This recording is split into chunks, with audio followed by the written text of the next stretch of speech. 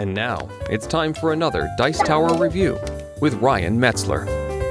Hey everybody, it's Ryan Metzler here, and today we're going to check out this beast. This is the collector's edition of Takenoko. Now they had this for sale at Gen Con, and Asmodee is currently, or has just ended, I'm not sure where we're at in the pre-orders, but they had pre-orders for this game that you can pick up. It comes in this awesome wooden box, and inside of this box is a deluxe edition of Takenoko with giant pieces, giant tiles, giant wooden bamboo, giant everything. So everything's very large. But real quick, we'll take a look at what's inside of this box, and you can get an idea of what you would get if you were to order it, and then I'll come back here at the end and just kind of sum it up for you. Alright, so here it is. This is Takenoko, the Collector's Edition. I wanted to give everybody a chance to see this because they've currently got them available for pre-order for a little bit cheaper than they were retailing for.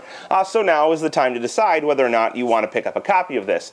However, this is not going to be an overall review because you've already seen me review the base version of this game, and there are no gameplay changes in this version. So let's slide this out of here and take a look at what you actually get inside, as opposed to the base game. You'll see that this plastic sheet on here is on pretty tight. I actually have a hard time pulling it off, so let's flip it up this way and pull it off. Alright, so what have we got? Let's flip this back down. You can see that the wooden lid pulls all the way off here, and inside we have a story, comic book, and a kind of a rule book, I guess, for the game. So it's got a little comic on the front, and then inside we have all of the rules of Takenoko as they are in the base rule book. Nothing new there. And then we've got some nice black foam protecting everything. So we pull out this black foam, which is embossed here with Takenoko. It's pressed in, so beautifully made, and form-fitting for all of the pieces on the inside. And then we get into what everybody's really interested in.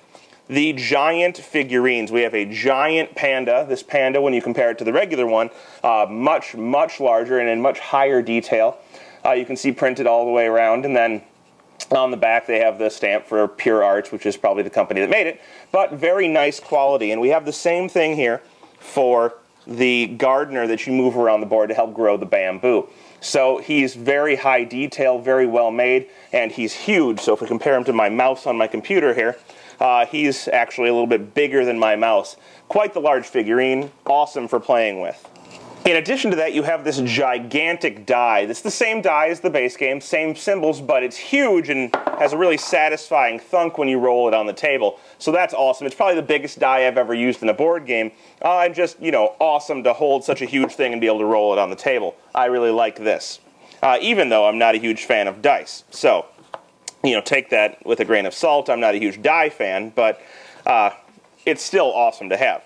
The action pieces are really well set into this foam, but they're about the same as they were in the base game. They're just used to mark the actions you take throughout the game, so nothing special there. And then we have the deck of cards, which again is just a normal deck of cards. Nothing fancy about it in this edition of the game.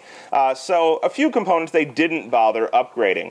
Now, that's everything that's in this level, but when you keep going, there's an even deeper level below that. So each of these pulls out individually, contains the pieces that it's meant to hold, and then under that we have the player boards.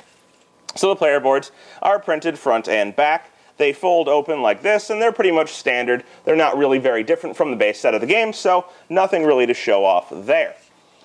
Finally, or not finally, I suppose, we have the tiles. Now, if you see these tiles, these are some of the largest tiles I've ever seen in a game as well. They're very well made. They're about the same thickness as the tiles from the original Takenoko, but the size overall is much larger. So I'd say the original size tiles, they're bigger than this, but they're not huge. These are at least twice the size, maybe 3 times the size of the original size tiles. And then we have the markers for the various different features you can add to tiles, which are closer to the size of the original tiles than the new tiles are. So, you can see they've got them all printed in the beautiful art from the original game. And essentially, they serve the same function, but in a much larger size. Finally, we pull this sheet out, and we get to the last part, which is the huge bamboo chunks and the huge components for things like irrigation. So these are much larger than the base game. The little ones were more like the wood from things like, what's a good example? Well, Edo, which is a game that I'm also reviewing this week. And then the bamboo are the size of large rubber stamps as opposed to smaller wooden pieces. And you can stack these up. They'll fit together nicely. They'll stay on the board, of course.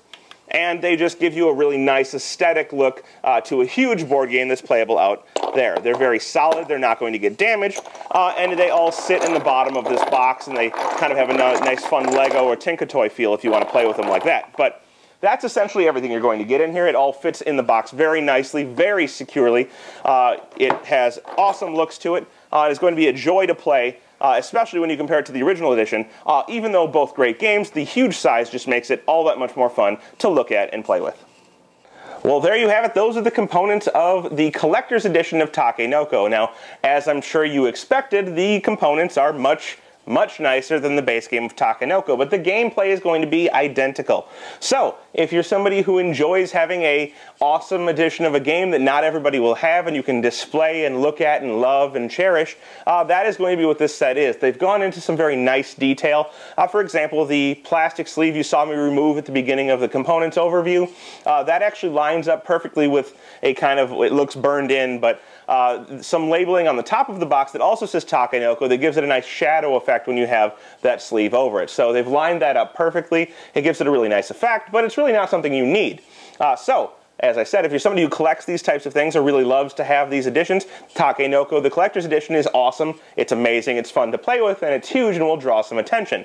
Other than that, exactly the same gameplay. So if you already have a base set of Takenoko, you don't have the money, or you simply just aren't a fan of collector's edition, this isn't going to be your thing. But now that you've seen the components, you can decide that for yourself. Thanks so much for watching the Dice Tower videos. Find more great videos and reviews, as well as our top-rated audio podcast at Dicetower.com. You can also find other great shows at Dicetowernetwork.com. I'm Eric Summerer, and you've been watching The Dice Tower. The Dice Tower is sponsored by Cool Stuff Inc., where you can find great games for great prices. Cool stuff in stock. Check them out at CoolStuffInc.com.